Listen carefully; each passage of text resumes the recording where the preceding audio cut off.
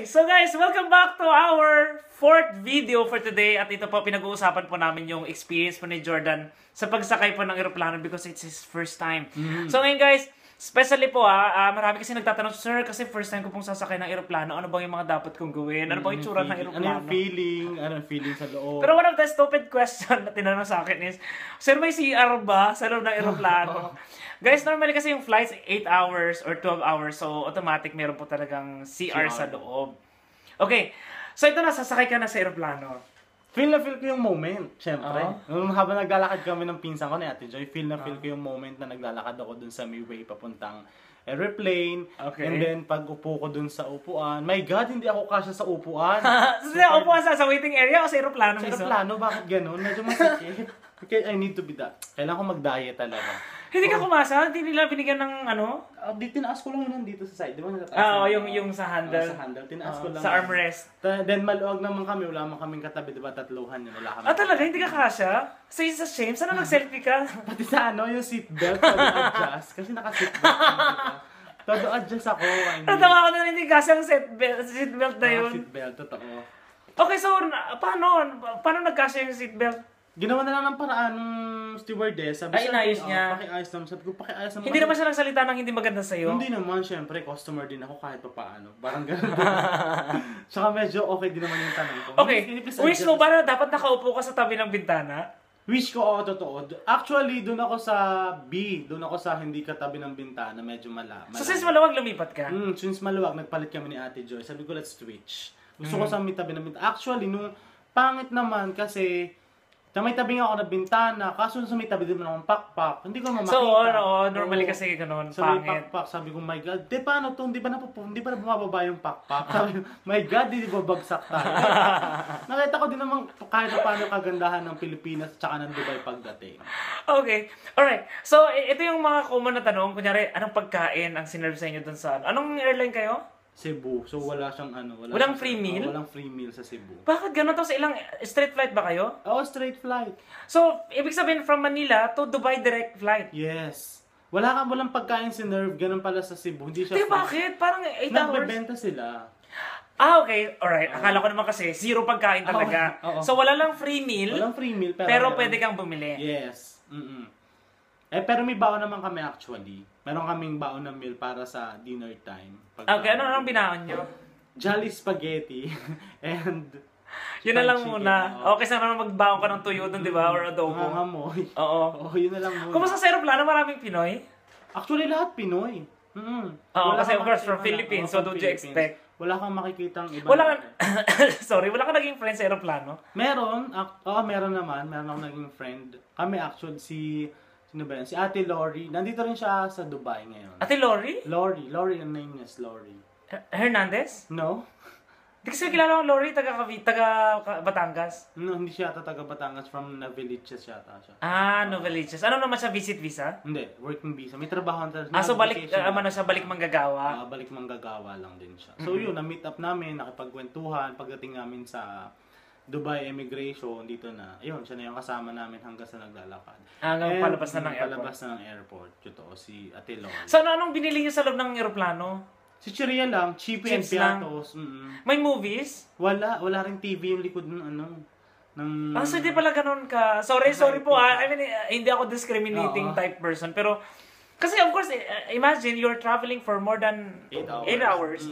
Walang source of entertainment. Hindi mo naman pwedeng magbasa ka ng libro. I mean, ito guys, tip po, okay? Sa lahat po na magpupunta po ng Dubai using Cebu Pacific, try to bring something that will entertain you while traveling, okay? Habang nasa ere kayo. It can be, you're just going to sleep for 8 hours, pero masakit sa likod yun. Pero bongga kasi yung aming flight kasi gabi.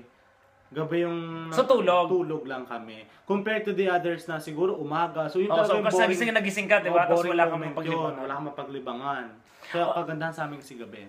Kaya pala, so, ang ginagawa po ng ilang followers ko, ina-upload nila ilang videos ko. Ina-upload, dina-download nila yung ilang videos ko. Tapos, sinisave nila sa mga iPads nila. Para mapanood. Tapos, while traveling, so, kunyari, Cebu Pacific, so, instead na movies yung panoorin nila, pinapanood nila ako. Kaya, oo guys, thank you so much po. Alam ko po, marami pong gumagawa noon. Kung isa ka sa mga nakapag-save ng video ko while traveling nasa aeroplano, thank you so much. Hello sa'yo, ingat, okay? Pray habang nasa aeroplano. Alam mo yung experience na pataas na yung airplane? Hindi mo iniisip natin what if last day ko na ngayon? What if bumagsak to? Feel ko yung moment talagang So hindi mo iniisip na ganun? Be positive thinker talagang. Todo smile ako, sabi ni Ate Joy, mag-pray ka. Ako hindi, nakangiti ako at syempre habang nakasmile ako, yung utak ko nagpe-pray. Then, feel ko yung moment, nakatingin ako sa window, naiwanan ko yung, ito, pataas na kami. Sabi ko, my God, thank you. Yun lang nasabi ko, thank you. Tapos natulog na kayo? Tapos after that, Pero alam mo, nakakahiya lang kasi sa aeroplano minsan, pag matutulog kayo, wouldn't know kung naghihilig ka, nakakahiya. Yun lang, totoo. Meron talaga naghihilig actually. Yung nasa likod ko. Oh? Oo. Naghihilig talaga siya. Ano yung mga activities sa loob ng aeroplano? I mean, wala ba silang mga pa-raffle, wala silang mga pa-utot, gano'n? Wala nga joke, wala nga mong joke. Walang joke time? Wala, diba? Di sana kung nandun ako, di sana nag-joke time ako. Wala man lang talaga, as in boring, kung hindi lang talaga siya gabi, my God. Ba't dito ako sumakay? Pero okay lang, all in all, napaka-smooth nung pagtaas at pagbaba. Ayun yung kagandahan. Kahit nga rin si Joy, sabi niya, ang kagandahan lang daw ng Cebu Pacific is, napakalinis ng lipad. Oo, tsaka hindi ko masyadong sumakit yung tenga ko ng talagang ugong. Hindi masyado. Pero syempre, minsan depende. Siguro kasi walang turbulence during the time, kaya maayos ang lipad. Okay? Kasi for sure naman, lahat naman ng aeroplano, okay ang lipad pag walang turbulence. Kasi minsan pag turbulence, kunyari may isang malaking picture ko na kakasalubungin ng aeroplano. Turbulence yun. Totoo. Oo. Saan ang galing yung picture ko na yan? Okay. So, ito na. Lumapag na yung aeroplano. Dumating kayo sa Dubai ng what time? I think it's 1:30 AM. So, galing sa Pilipinas gabi, pagdating mo dito gabi pa rin? Oo, gabi pa din, madilim pa din. So, hindi na talaga ako nakakita ng liwanag. Nung nakakita ko liwanag, it's November 8 na yon, mga 8 AM. Yun na. Andito na ako sa Dubai. Kasi tuloy-tuloy yung gabi. Tuloy-tuloy yung gabi. Yun. So, ninakaw niya yung kumot? Ay, wala, may libreng kumot ba sa ano? Wala din. May binibili actually. It's 350.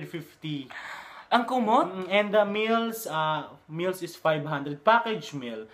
Depende. May drinks, dessert. Drink, dessert, rice, and ulam. Magkano? 500. Okay guys, ayun, another tip. So kung wala po kayo dalang pagkain, make sure na you have 350 para makakain kayo. 350 for kumot. Yung pagkain, magkano? 500. Pagkain 500? Yes. And alam mo yung chips na chippy na malaki sa Philippines yun is 25 pesos. Magkano sa airplane? 50 pesos. Coffee, the cup noodles. Of course, that's given kasi normally pag sa airport o sa aeroplano, mas mataas na talaga. Pero alam mo, yung para kumain ka worth 500, parang hindi naman sila masyadong friendly sa passengers Sobrang nila. liit lang ng pagkain.